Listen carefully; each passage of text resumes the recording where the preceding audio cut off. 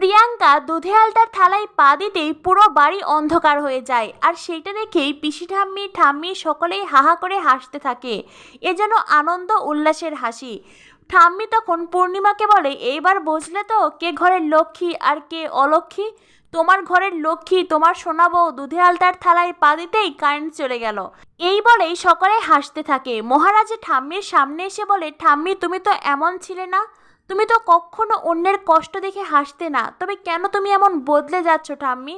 তুমি প্লিজ নিজেকে এইভাবে বদলিও না। আমি এই বদলে যাও ঠাম্মিকে একটুও চিনতে পারছি না। ঠাম্মি তখন মহারাজের গালে হাত দিয়ে বলে, মহারাজ তুই সত্যিই খুব ভালো রে।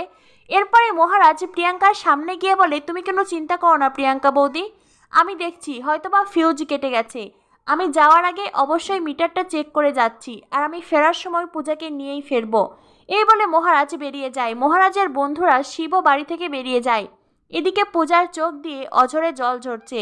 পূজা ফুলের মালা গাঁথছে, কিন্তু তার মনে পড়ে যাচ্ছে পূর্ণিমার বলাগুলো সেই নিষ্ঠুর কথা। পূর্ণিমার অসভ্য আচরণের কথা মনে পড়ছে, আর পূজা কাঁদছে। মহারাজ এসে খানিকটা দূর থেকেই পূজাকে দেখে। পূজার মলিন চেহারা, চোখে জল।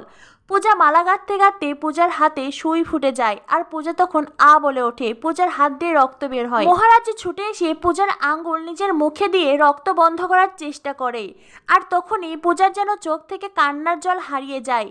একটা রোমান্টিক দৃশ্যের সৃষ্টি হয়। মহারাজের বন্ধুরা শিব সকলেই বেশ মহারাজের পিছনে লাগে। মহারাজ বলে, এই দেখ আমি সব কিছু সারিয়ে দিয়েছি, আর কোথাও রক্ত আছে? কোথাও রক্ত নেই। পূজা বেশ লজ্জা পেয়ে যায়। মহারাজের বন্ধুরা বলে, চল তাহলে আমরা এখন এখান থেকে পালাই, ওরা একটু প্রেম করে নিক। এই বলে বন্ধুরা খানিকটা দূরে যায়। মহারাজ আর পূজা দুজনে একটু লজ্জা পাচ্ছে। এরপরেই শিব এসে পূজাকে বলে, বন্ধু মাকে তুমি আর একবার ক্ষমা করে দাও। তখনই পূজার মুখের হাসি মিলিয়ে যায়।